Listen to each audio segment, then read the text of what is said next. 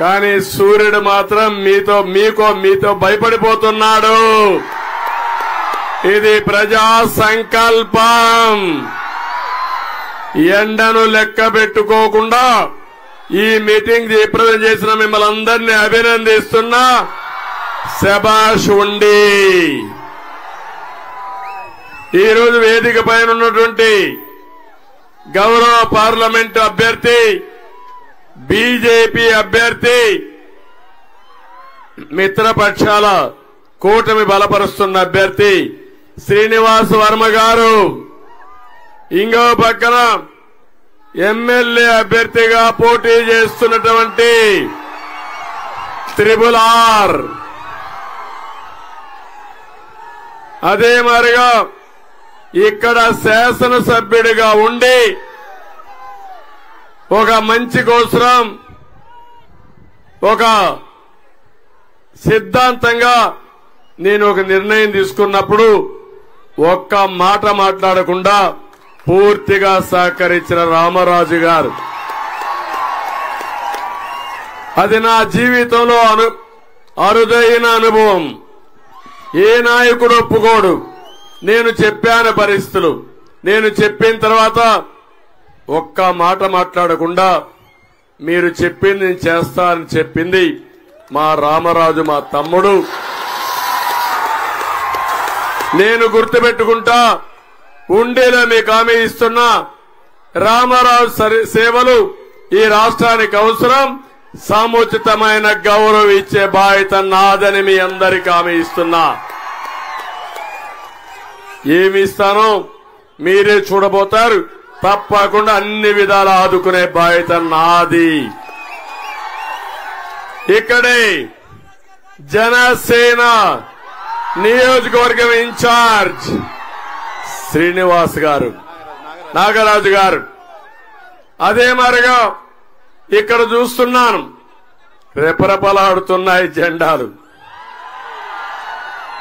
ఒక పక్క తెలుగుదేశం పార్టీ కుటుంబ సభ్యులు, ఇంకో పక్క జన సైనికులు, ఇంకో పక్క భారతీయ జనతా పార్టీ నాయకులు, కార్యకర్తలు.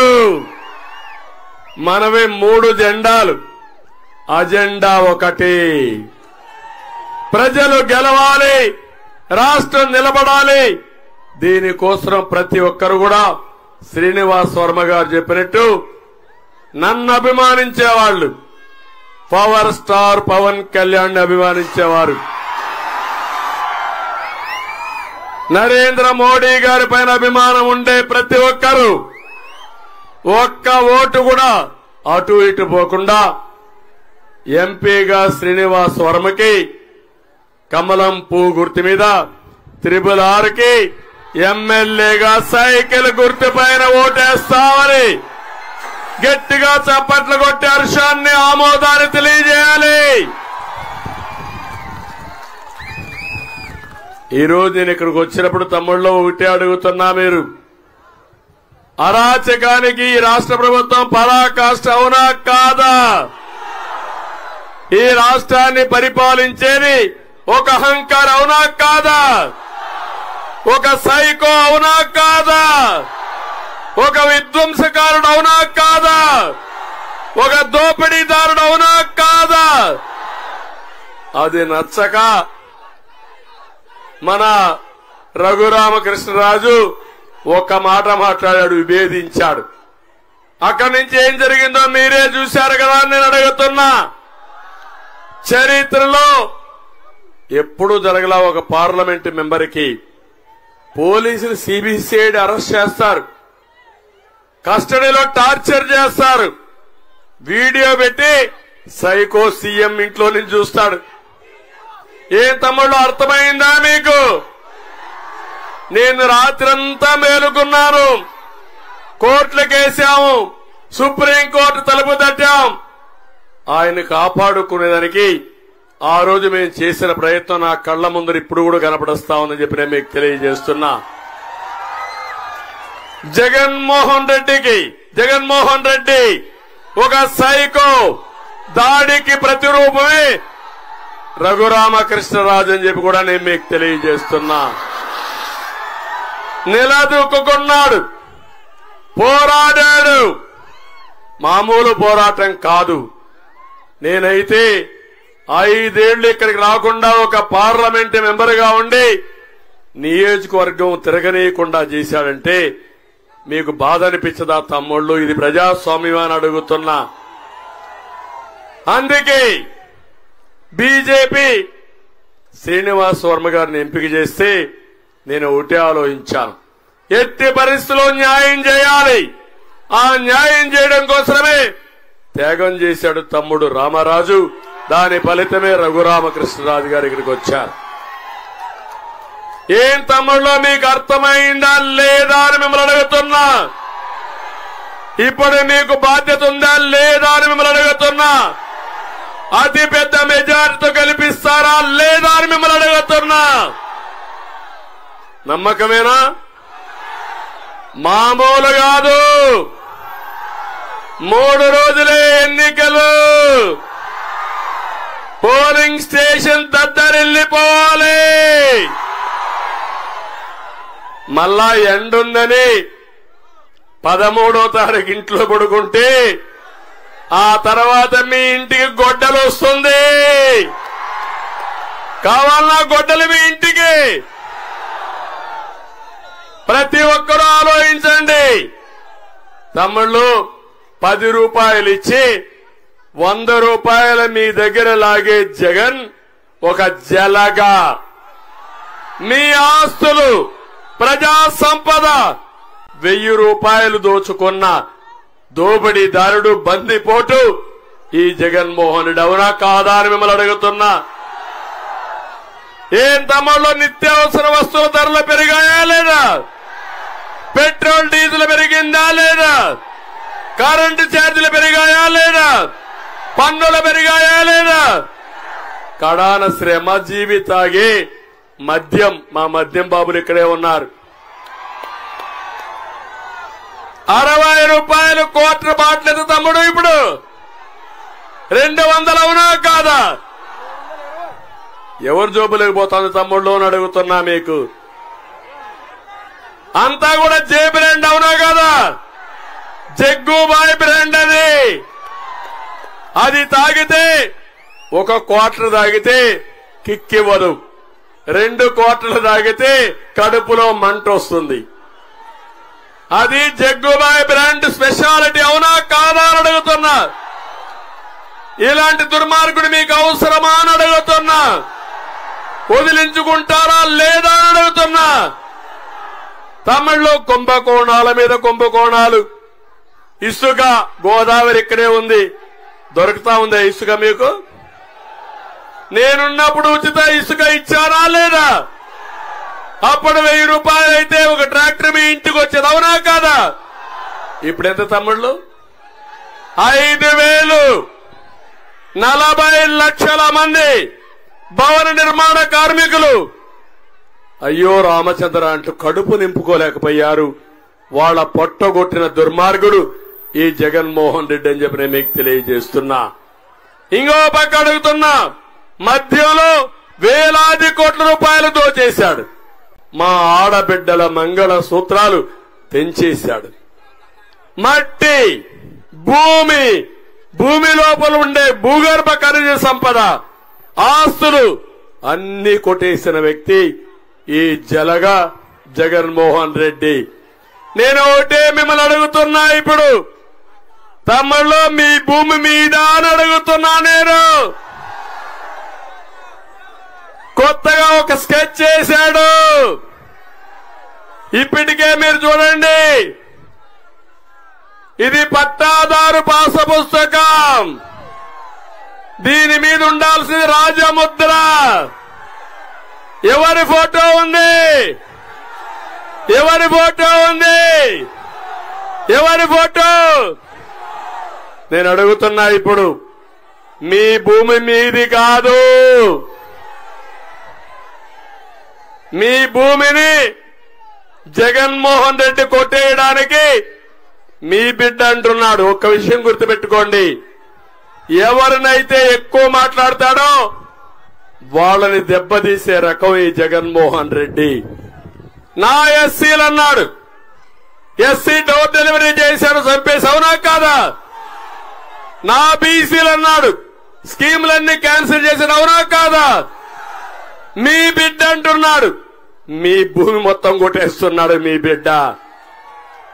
ఈ బిడ్డ మీ బిడ్డ అని చెప్పి మీ భూమి జగన్మోహన్ రెడ్డి కొట్టేయడానికి స్కెచ్ చేశాడు. నేను అడుగుతున్నా, నేను వస్తానే ఈ పట్టాదారు పాసు పుస్తకం మీద రాజముద్ర వేపిస్తా. ప్రభుత్వ ముద్ర ఉంటుంది, వ్యక్తుల ముద్ర కాదని మీకు తెలియజేస్తున్నా. ఇప్పుడు ఏం చేయమంటారు? దీన్ని చించేయమంటారా? చించేస్తా. ఓకే, గట్టిగా చెప్పట్లు కూడా చెప్పండి.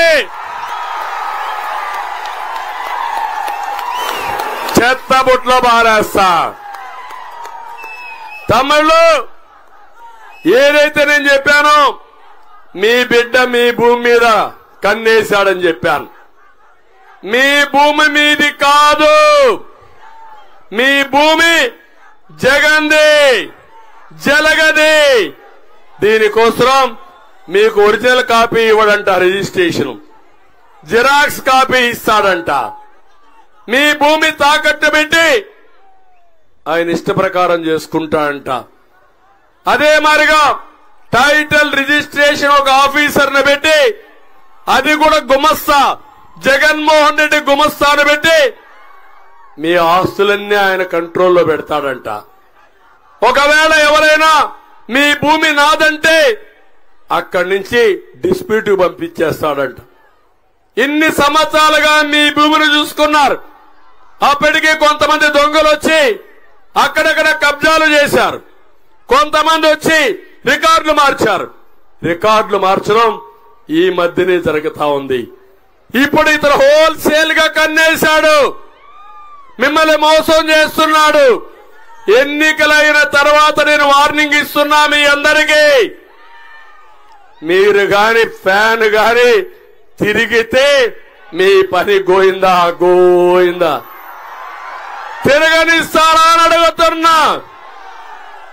మీ మెడకు ఉరితాడేయాలని ఆలోచించాడు. మీరు చేయాల్సింది ఫ్యాన్కు ఉరేయాలి, వైసీపీకి ఉరేయాలి. సిద్ధమా తమిళ్ళు? ఇప్పుడు ఈ కొత్త చట్టాన్ని చిత్తుబుట్టలా వారేస్తా. దీన్ని ప్రతి ఒక్క ఇంట్లో గుర్తుపెట్టుకోండి. 1 సెంటు భూమి ఉండేవాళ్లు, 5 సెంట్ల భూమి ఉండేవాళ్లు, 5 ఎకరాల భూమి ఉండేవాళ్లు. మీ భూమి మీది కాదు, ఆ విషయం మీరు గుర్తుపెట్టుకోండి. మీ భూమి మీది కావాలంటే కూటమి అధికారంలోకి రావాలని మరొక్కసారి మీ అందరికీ హామీ ఇస్తున్నా. నేను సరే రెండో సంతకం, మొదటి సంతకం డిఎస్సి మీద, రెండో సంతకం ఈ చట్టం జగన్ ల్యాండ్ గ్రాబింగ్ చట్టాన్ని రద్దు చేస్తానని మీ అందరికీ హామీ ఇస్తున్నా. తొలి రోజులే చేస్తాను. ఇలాంటి చట్టాన్ని రేపు సాయంత్రం మీరందరూ కూడా మీ ఊర్లో కాల్చండి, ఆర్ తగలబెట్టండి. తగలబెట్టి నిరసన తెలియజేయండి. దొంగలు పడ్డారు, పులివెందలు రాజకీయం చేయాలనుకుంటున్నారు. ఏదైనా అడిగితే గొడ్డలి పంపిస్తారు, పోలీస్ స్టేషన్లో టార్చర్ చేస్తారు, భయభ్రాంతులు చేసి పబ్బం గడుపుకునే పరిస్థితికి వచ్చారు. అందుకే ఈరోజు నేను ఇక్కడికి వచ్చింది ఒకే విషయానికి వచ్చా. ఇప్పుడు నేను రాకపోయినా మీరు గెలిపిస్తారని నాకు తెలుసు. కానీ ఈ ఎన్నికలు మీరు ఒకటే చూడాలి, న్యాయానికి అన్యాయానికి జరిగే ఎన్నికలవి. అవునా కాదా? ఈరోజు మనం అందరం చూస్తున్నాం.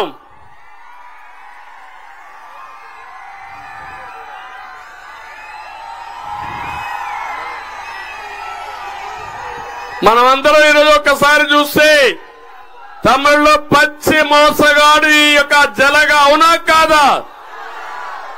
మద్యపాన నిషేధం చేసిన తర్వాతనే ఓటు అడుగుతా అన్నాడు. వాస్తవాది చేశాడా? ఓటు అడిగే హక్కుందా ఈ జలగకి? ఇంకొక పక్క మీరు ఒకసారి చూసి సిపిఎస్ రద్దు చేస్తా అన్నాడు. చేశాడా తమ్ముళ్ళు అని మిమ్మల్ని అడుగుతున్నా. చేస్తాడని నమ్మకం ఉందా అని మిమ్మల్ని అడుగుతున్నా. ఓటు అడిగే హక్కు ఉందా అని మిమ్మల్ని అడుగుతున్నా. విద్యుత్ ఛార్జీలు తగ్గిస్తాడా లేదా? ఎన్నిసార్లు పెంచాడు? అలాంటి వ్యక్తి ఓటు అడిగే హక్కు ఉందా అని మిమ్మల్ని అడుగుతున్నా. నేను వస్తే కరెంటు ఛార్జీలు పెరగవని మీ అందరికి హామీ ఇస్తున్నా. జీవనాడి పోలవరాన్ని పూర్తి చేశాడా? గోదావరిలో కలిపేశాడా లేదా? ఏం తమ్ముళ్ళు జాబ్ క్యాలెండర్ ఇచ్చాడా మీకు? ఇస్తాడని నమ్మకం ఉందా మీకు? జాబు రావాలంటే కూటమి రావాలి. అది జరిగితే మా తమ్ముళ్ళకు హామీ ఇస్తున్నా, మొదటి సంతకం మెగా డిఎస్సి పైనే పెడతానని మీ అందరికి హామీ ఇస్తున్నా. 20 లక్షల ఉద్యోగాలు, సంవత్సరానికి 4 లక్షల ఉద్యోగాలు ఇచ్చే బాధ్యత మాది. ఉద్యోగం వచ్చే వరకు 3,000 రూపాయలు నిరుద్యోగ భృతి ఇస్తామని మీ అందరికి హామీ ఇస్తున్నా. మీ ఊర్లో కూర్చొని, ఉండిలో కూర్చొని ప్రపంచం మొత్తం కంపెనీల్లో పనిచేసి వర్క్ ఫ్రమ్ హోమ్ అనే సిద్ధాంతాన్ని తీసుకొస్తా. అవసరమైతే ఇక్కడే ఏ విధంగా మీరు అక్వాకల్చర్ అభివృద్ధి చేశారో అదే తరహాలో మీ ఇంట్లో కూర్చొని పనిచేసే విధానానికి ప్రాధాన్యత ఇస్తాను. ఒక్క డిఎస్సి లేదు, ఒక కానిస్టేబుల్ ఇవ్వలేదు. పబ్లిక్ సర్వీస్ కమిషన్ ని భ్రష్టు పట్టించాడు. ప్రతి నియోజకవర్గానికి ఏం హామీ ఇచ్చాడంటే కోల్డ్ స్టోరేజ్ పెడతాడని పెట్టాడా? ఇక్కడ ఒక్కటి పెట్టాడా మీకు? ఇంకో పక్క 30 లక్షల మంది ఇళ్లు కట్టారంటాడు. కట్టాడా? కడతాడా? నేను టిట్కో ఇళ్లు ఇస్తే రంగుల పిచ్చోడు రంగేసుకుని అసలు ఆ ఇల్లు కూడా మీకు ఇవ్వలేదని చెప్పి నేను మీకు తెలియజేస్తున్నా. అందుకే నేను హామీ ఇస్తున్నా, నేను వస్తానే టిట్కో ఇళ్లు మీకు ఇస్తాను. నరేంద్ర మోడీ గారు 4 కోట్ల ఇళ్లు కడతామని మోడీ గ్యారంటీలో చెప్పాడు. ప్రతి ఒక్కరికి ఇళ్లు కట్టిస్తా. అతను ఇచ్చిన జాగాలు కూడా నేను క్యాన్సిల్ చేయను. ప్రతి ఒక్కరికి గ్రామాల్లో 3 సెంట్లు, అర్బన్ లో 2 సెంట్లు ఇంటి జాగా ఇచ్చే బాధ్యత మాది. ఇంటి జాగా ఇస్తాం, ఇండ్లు కట్టిస్తాం.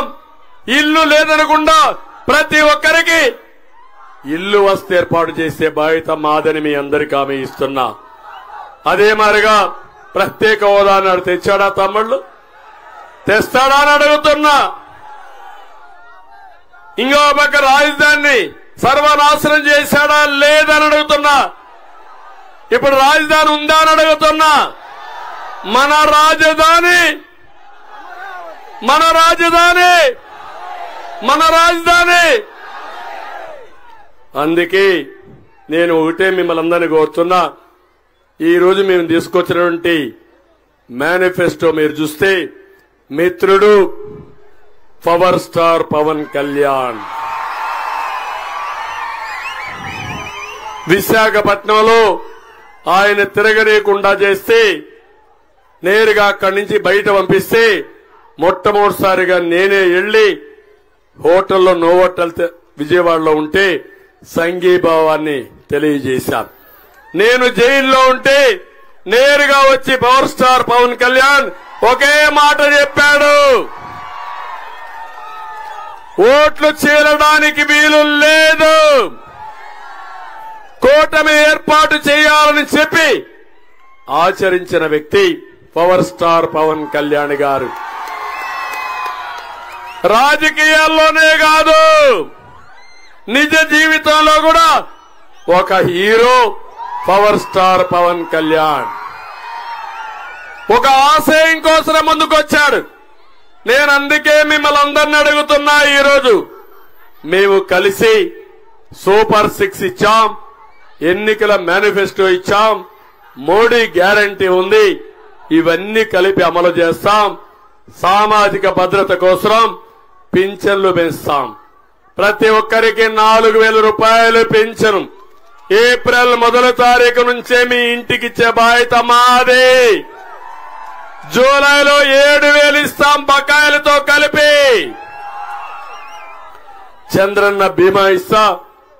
ఎవరన్నా సహజ మరణం అయితే 5 లక్షలు, యాక్సిడెంట్ అయితే 10 లక్షలు, బీసీ డిక్లరేషన్ ఇచ్చాం. 1,50,000 కోట్ల రూపాయలు ఖర్చు పెడతాం. వాళ్ళని ఆదుకుంటానని చెప్పి నేను మీకు తెలియజేస్తున్నా. కాపు సంక్షేమానికి కట్టుబడి ఉంటాం. రవాణా రంగంలో పనిచేసే డ్రైవర్స్ అందరికీ 15,000 రూపాయలు సంవత్సరానికి ఎక్స్గ్రేషియా ఇస్తాం. చెత్త మీద పన్ను రద్దు చేస్తాం. విద్యుత్ ఛార్జీలు నియంత్రణ చేస్తాం. డ్రగ్స్ గాని గంజాయి గాని 100 రోజుల్లో ఉక్కుపాదంతో అణిచివేస్తారని మీ అందరికీ హామీ ఇస్తున్నా.